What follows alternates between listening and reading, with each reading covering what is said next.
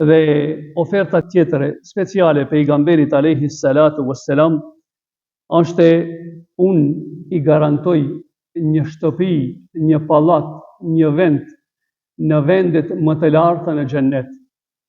Atij njeriu i cili e ka sjelljen e mirë dhe moralin e lartë. Të bësh sjelljen e lartë është barabartë të fitosh një vend të lartë ose vendet më të larta në xhennet. A është e rëndë kjo gjë? Jo vallahi. Për atë njeri që e don Zotin, për atë njeri që vërtet e dëshiron ta kalojë jetën ashtu siç i ka hije një besimtari, nuk është e rëndë.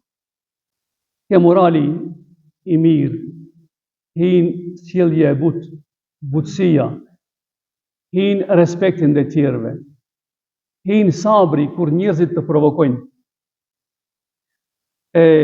Një rast të shkëlqyeshëm nga Omeri radiallahu anhu tregohet se një ditë një person në praninë të njerëzve e ofendoi prisin e besimtarve.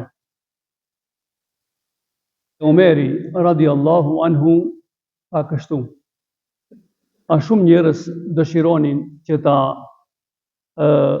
japin një qitek, ta nxjerrin jashtë këtij kuvendi, por Omeri radiallahu anhu tha: linja njeriu. Dhe u drejtua njerëzve: o njerëz, nëse fjalët e këtij njeriu për mua janë të vërteta, atëherë Zoti më fal mua.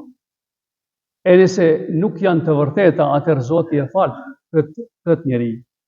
Omeri radiallahu anhu, i cili ishte prisi i besimtarve, mund shumë lehtë ta ndëshkonte këtë njeri, por në këtë rast zgjodhi një gjë tjetër, zgjodhi që të jetë i qetë dhe zgjodhi qetësinë shpirtërore para dënimit dhe para ndëshkimit të këtij njeriu.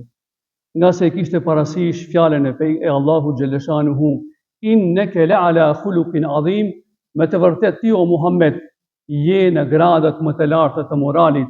E Omeri radiallahu anhu e kishte shoqëruar pejgamberin alayhi salatu wassalam për disa vite dhe dëshironte që vërtet këtë moral të pejgamberit alayhi salatu wassalam ta kishte edhe ai në jetën e tij të përditshme. Rast edhe më i shkëlqyeshëm se sa rasti i parë është rasti i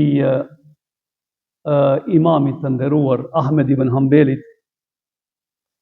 Ju e keni dëgjuar se ky dietar u provokua për një çështje shumë të rëndësishme, edhe ky qëndroi stoik në mendimet e tija, dhe një kohë të gjatë e dënuan dhe e burgosën këtë dietar islam.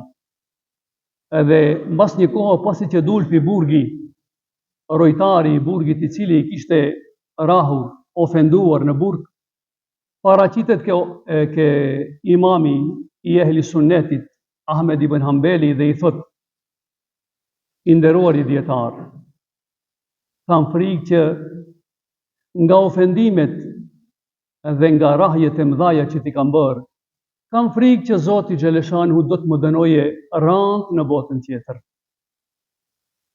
Njerëzit pritshin nga Ahmed ibn Hanbeli se të tregoje zemrim të madh për atë gjë që kishte përjetuar në burg, por njeriu i cili e dëshiron gradën më të lartë në xhennet ndryshe vepron, o vllai i dashur.